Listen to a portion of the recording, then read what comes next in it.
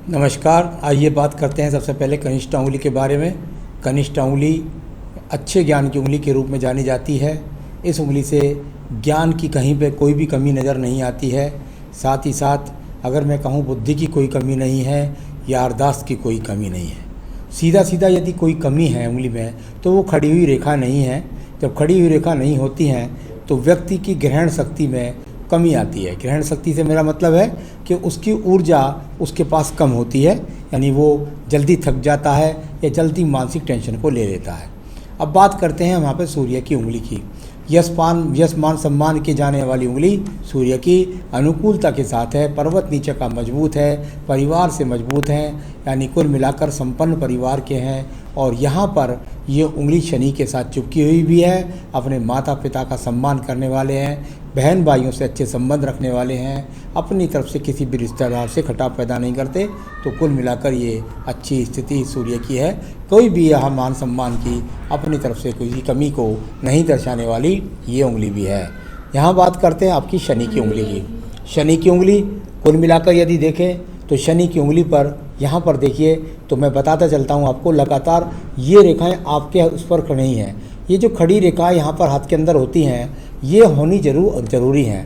यहाँ किसी भी पर्वत पर यदि मैं देखता हूँ तो किसी भी उंगली पर ये नहीं मिली। जब इस प्रकार की रेखा नहीं होती है तो वो उस पर्वत की जो एनर्जी होती है, उस पर्वत की जो ग्रहण शक्ति है उसमें कम करती है। जैसे मान लिया ये शनि की उंगली है और इसको दो चीज़ के लिए माना जाता है, धन के अच्छे आवक के लिए वो नहीं है क्योंकि खड़ी रेखा नहीं है, साथ ही साथ स्वास्थ्य के लिए जाना जाता है, यानी कि स्वास्थ्य भी कुल मिलाकर उत्तम जब तक नहीं रहेगा जब तक यहाँ पर दो चार खड़ी रेखाएं ना आ जाए। तो कुल मिलाकर उन चीज़ों में गिरावट को दिखाने वाली स्थिति। अब बात करते हैं हम यहाँ पर बृहस्पति की उंगली की। बृहस्पति की उंगली और बृहस्पति की उंगली के सेकंड पर एक हल्का सा छिद्र यहाँ चमकता हुआ और हल्की सी टर्न लेकर के उंगली चलने वाली, यानी कुल मिलाकर के कह सकते हैं कि पेट से संबंधित रोगों के लिए बृहस्पति का रोल जाना जाता है। यानी आपका कहीं ना कहीं जो तंत्र है पेट का उसको प्रभावित कर रहा है ये क्षेत्र। थोड़ा बहुत पत्नी के साथ भी खटाव के संबंधों को, खड़ी रेखा यहाँ भी नहीं है, इसलिए इन चीज़ों की स्थिति कमज़ोर पड़ती है। अब बात करता हूँ मैं बुध के पर्वत की।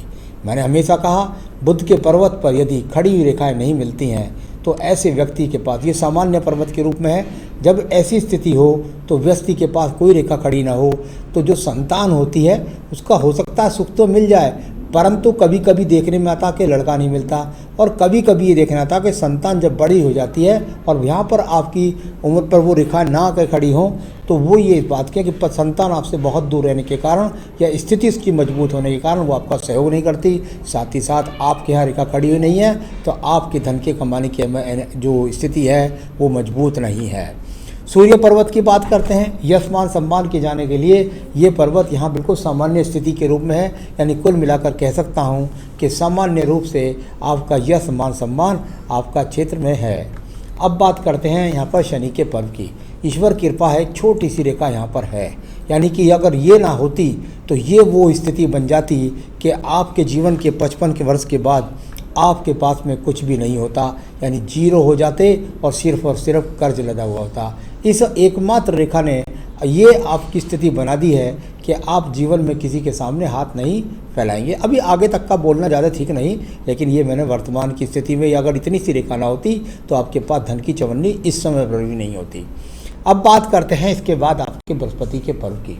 बृहस्पति का पर्व और यहाँ ज्ञान की रेखा है, कुल मिलाकर के छोटी सी एक रेखा बीच में से जाती हुई है और ये कुल मिलाकर बस एक सामान्य पर्वत है, यानी सामान्य संसाधन को दिखलाने वाला पर्व। आइए बात करते हैं आपकी हृदय रेखा की। हृदय रेखा पर कुछ ऊपर नीचे को गिरने वाली रेखाएं, कुछ हल्का सा दीप यहाँ पर नज़र आने वाला, कुछ हल्के हल्के स्क्रैचेस और कुल मिलाकर ये रेखा जाकर, यानी बहुत ज़्यादा मन के अंदर परेशानी नहीं है, लेकिन कुछ ना कुछ मन के अंदर परेशानी है। और ये अपने आप में वो स्थिति है जो दिखलाती है बृहस्पति का टर्न जब मध्यम पर्व तक चले जाए तो व्यक्ति के पास हिरिम की कमी है, यानी कि धन की कमी है। अब बात करते हैं मंगल पर्व को। मंगल पर्व और मंगल पर्वत पर यदि मैं देखता हूँ तो यहाँ पर एनर्जिक रेखाएं आपके पास नहीं है। जब एनर्जिक रेखाएं नहीं होती तो व्यक्ति के अंदर ऊर्जा की कमी हो जाती है, यानी कि वो बहुत अपना 100% दे नहीं पाता अपने कार्य में, यानी उस तरह का बहुत शरीर में आलसपन रहता है, वीकनेस रहती है, कमज़ोर रहती है। तो ये मंगल पर्वत पर इन रेखाओं का ना होना ये व्यक्ति के लिए कमी के दर्शाता है। साथ ही साथ अच्छी रेखाओं का ना होना व्यक्ति के मकान जैसी चीज़ों में, साधनों में भी कमी लाता है। अब बात करूँगा इसके बाद आपकी सीधा बुद्धि रेखा की।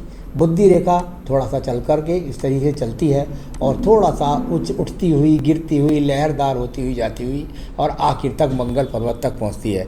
यानी कुल मिलाकर के यदि आप अपने जीवन में आज यदि देखें तो मैं समझता हूं कि नौकरी के लिए ज़्यादा प्रयास करें तो ज़्यादा अच्छा रहे।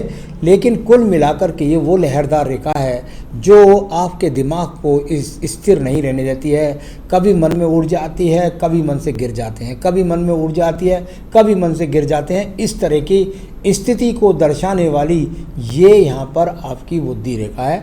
बुद्धि की कोई कमी नहीं है, लेकिन मन के अंदर मजबूती नहीं नज़र आ रही। चलिए अब बात हो गई, इसके बाद में सीधा बात करते हैं हम आपके यहाँ पर मंगल पर्व द्वितीय की। कोई झगड़ा नहीं, कोई झंझट नहीं, कोई मुकदमा नहीं, कोई सर्जरी का योग भी यहाँ पर नज़र नहीं आता। सर्जरी के चिन्ह जो आते हैं व्यक्ति के हाथ में अचानक आते हैं और आने के बाद गायब भी हो जाते हैं। वर्तमान में यहाँ कम से कम मैं कह सकता हूँ कि आगे 9 महीने तक ऐसा कुछ भी नहीं है। कोई झगड़ा नहीं, झंझट नहीं, मुकदमा नहीं, कोई रोग नहीं, कोई एक्सीडेंट नहीं। अब बात करते हैं हम यहाँ पर सीधा आपके चंद्र पर्वत की। चंद्र पर्वत जाना जाता है, जब पर्वत इतना अनुकूल हो तो व्यक्ति मन से बहुत शांत, बहुत सत्य बोलने वाला, एकदम अनुकूल स्थितियों का बड़े हिसाब से बड़ी जल्दी समर्पित हो जाता है किसी के लिए भी, और ये नहीं देखता कि उसके अंदर कितनी गंदगी भरी हुई है। तो इस तरह की स्थितियों को बताने वाला मन अच्छा है। और जहाँ तक बात करता हूँ मानसिक रोग की, तो वो यहाँ पर कहीं नज़र नहीं आता। अब बात करते हैं हम आपके पास व्यापारिक रेखा हाथ के अंदर एक भी नहीं है। ये बड़ा प्रश्न है कि व्यापारिक रेखा एक भी नहीं है और ये रेखा निकल कर के आई और यहाँ तक गई। ये मणिबंध से निकलने वाली भाग्य रेखा, अगर मणिबंध से निकलने वाली भाग्य रेखा को मैं देखूं तो यहाँ इस भाग्य रेखा पर एक दीप भी आ गया है। यानी कुल मिलाकर के पैतृक रूप से मजबूत थे, परंतु बीच में दीप आ गया। वो दीप आने के कारण उस मजबूती में लगातार गिरावट होती जा रही है। या ऐसा समझ लीजिए कि भाग्य रेखा पर जब दीप आ जाए तो व्यक्ति के जीवन के अंदर रोग कह दीजिए, कष्ट कह दीजिए, अड़चने कह दीजिए, उसके भाग पर एक तरह का ये दीप काम कर रहा है। इसके बाद भी एक हल्के प्रारूप में फिर दीप यहाँ से लेकर के और यहाँ 35 पे भी लगता है मुझे देखने में। यानी कुल मिलाकर फिर दोबारा से एक दीप यहाँ भी है। ये अपने आप में बहुत ही बुरा चिन्ह आपके हाथ के अंदर मौजूद है, जिन्होंने लगातार आपके जीवन में पिछले समय से ही संघर्ष बनाकर रखा है। यानी युवा अवस्था से ही संघर्ष है। आगे की रेखा यदि मैं 35 के बाद देखता हूँ तो रेखा सी चमकती ही नहीं है। यानी कुल मिलाकर भाग्य रेखा है ही नहीं, ऐसा ही मैं कह सकता हूँ। ऐसे आप गए, कुछ पैसे कमा लिए, खर्च हो गए, तो ये सिर्फ कर्म रूपी रेखाओं का आमदनी है, लेकिन कुल मिलाकर भाग्य रेखा का सपोर्ट हाथ के अंदर बिल्कुल भी नहीं है। तो चलिए, ये भाग्य रेखा का जब सपोर्ट नहीं होता तो कभी कभी आदमी का स्वास्थ्य उत्तम नहीं होता। तो इस प्रकार की स्थिति भी जानी जाती है। तो चलिए अब बात करता हूँ यहाँ पर ये 2x की भी। ये 2x जब यहाँ हाथ के अंदर बन जाए तो व्यक्ति को अपनी गृहस्थी संभालना भी मुश्किल हो जाता है। यानी कुल मिलाकर पत्नी से भी काफ़ी अनबन और कभी कभी कई खतरनाक स्थिति तक रिश्ते पहुंच जाते हैं। पत्नी कई महीने अपने घर चली जाती है और उससे भी ज़्यादा बुरा बोलना सही नहीं समझता। तो ये अपने आप में ये अच्छे संकेत यहाँ भी नहीं हैं। अब बात करते हैं तो भाग्य रेखा के बारे में बता चुका। राहु रेखा से कोई भी किसी प्रकार का संबंध नहीं, केतु पर कोई सर्जरी का चिन्ह नहीं। अब शुक्र पर्वत की बात करता हूँ। शुक्र पर्व सामान्य स्थिति का शुक्र पर्व, यानी कुल मिलाकर के जो सामान्य संसाधन है आपके पास में वो मौजूद है। चलिए अब बात हो गई आपकी यहाँ आयु रेखा के बारे में बात करते हैं। आयु रेखा ये यहाँ से गई और भाग्य रेखा में मर्ज हो गई और ये नीचे जाकर पहुँच गई आपकी 74-75 वर्ष। यानी कुल मिलाकर आयु आपकी 74-75 वर्ष। तो ये सभी हाथ मैंने आपका पढ़ लिया। अब मैं बताने वाला हूँ आपके सवालों के जवाब।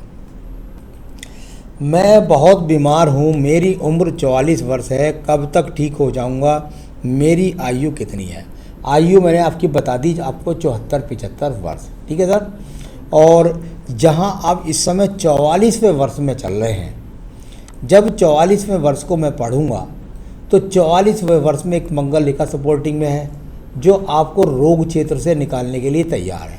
लेकिन इसके ऊपर जो आयु पे जो प्रभाव आया हुआ है, आपके स्वास्थ्य पर जो प्रभाव आया है, उसका जो मैं सबसे बड़ा समझता हूँ वो आपकी उंगलियों पर खड़ी रेखाएं ना होने का कारण, आपका शनि पर्व का सपोर्ट ना करना। जब तक यहाँ शनि पर्व पर खड़ी रेखाएं ना होंगी और उंगली पर खड़ी रेखाएं ना बनेंगी, जब तक आपके स्वास्थ्य को यहाँ भाग्य रेखा अच्छी ना खड़ी होगी, तब तक आपके स्वास्थ्य को प्रभावित करती रहेंगी। यानी मैं समझूं तो कुल मिलाकर के मुझे बहुत ज़्यादा अधिकार नहीं है आगे तक बोलने का, लेकिन मैं समझता हूँ कि अभी कम से कम आपको अच्छी स्थिति नहीं रहनी है स्वास्थ्य के हिसाब से, आगे कम से कम 3-4 साल। तो उसके लिए आप अपनी डॉक्टरी देखभाल रखिए, क्योंकि आयु आपकी अच्छी है, तो आयु तो आपकी बढ़िया है, लेकिन आपको साधनों में बहुत कुछ अड़चनें आने वाली हैं। आपका भाग्य आपका साथ नहीं देने वाला है कर्म रूप से। तो रोग चलते रहेंगे, इन पर विजय प्राप्त होगी। हो सकता है 4 साल लग जाएं आपको, लेकिन विजय ज़रूर प्राप्त होगी और उसके बाद रेखाएं भी बनेगी। आप अपने हाथ को देखते रहिएगा, निश्चित बनेगी। तो कुल मिलाकर आपकी आयु मैंने बता दी, और रोग अभी कम से कम आपको 3-4 साल और भी चलने वाला है। तो उम्र 44 वर्ष में आपको बताया मैंने कि अभी और चलने वाला है 3-4 साल। मेरी आर्थिक स्थिति कैसी रहेगी, मेरे लिए कौन सा पैसा अच्छा रहेगा। आर्थिक स्थिति बहुत संकटनीय है, अच्छी नहीं दिखलाई पड़ती।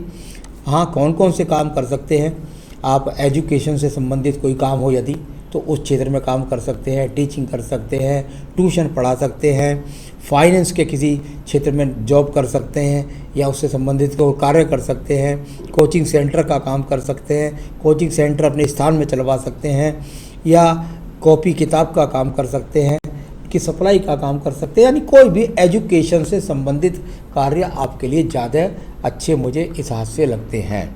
तो कुल मिलाकर के ये आप इस तरह के काम करेंगे तो उसमें ज़्यादा आपको लाभ रहेगा। अपना मकान और गाड़ी का योग कब तक है, देखिए सर, यहाँ बात हो रही है जहाँ तक आपकी भाग्य रेखा की, आपकी जन्म पत्री से पता लगेगा आपका मकान कब बनेगा। लेकिन वहाँ वाहन के लिए मैं ज़रूर कह सकता हूँ कि छोटा मोटा वाहन आप हो सकता है 2022-23 में ले जाएं। तो इस स्थिति को भी इतना ही कह सकते हैं, मकान बनेगा जरूर, बृहस्पति पर बताता है, लेकिन अभी आगे वो रेखा नहीं बनी है जो मैं बता पाऊँ कि आपको कि मकान कब बनेगा। विदेश यात्रा का योग है कि नहीं, विदेश यात्रा के लिए एक ये रेखा यहाँ से हल्की सी निकल रही है। ये रेखा यदि और डार्क सी हो जाए यदि, तो ये आपको, यदि ये डार्क किस तरह होगी आप ध्यान रखना होगा, तो ये आपको करा सकती है 2025-26 में। यदि ये डार्क हो गई तो 2025-26 में एक हवाई यात्रा जरूर आप कर लोगे, चाहे देश में करो चाहे विदेश में करो या दूर की कोई यात्रा करो, तो ऐसा संभव लगता है 2025-26 में। स्वास्थ्य के बारे में आपने कहा, मैं वरीड हूँ, बता ही चुका हूँ मैं आपको, आपके सभी सवालों के जवाब मैं यहाँ पर दे चुका हूँ। ज़रूर मैं बताना चाहूँगा कि आप सारे संकटों से यदि निकलना चाहते हैं तो मेरे पास ज़बरदस्त उपाय है। आपने यदि पुखराज पहन रखा है, पहने रखिए, कोई दिक्कत नहीं है। तो आपको सिर्फ और सिर्फ एक ही पूजा बता रहा हूँ सर, आप सुबह और शाम दोनों समय करिए, और वो है देवी कवच, दुर्गा सप्तशती का देवी कवच मैं भी दे रहा हूँ। अगर आप ना कर सकें तो कम से कम सुने तो अवश्य है, वैसे करना पड़ेगा आपको अगर आप चाहते हैं कि मेरे पास धन भी हो, मेरा स्वास्थ्य भी अच्छा हो, मेरी सारी समस्याएं हल हो, तो उसके लिए आपको देवी कवच सुबह और शाम पढ़ना होगा। पढ़िए और देखिए फिर उसका चमत्कार 4 से 5 महीने में बहुत ज़्यादा अनूठे फल आपको मिलेंगे। नमस्कार।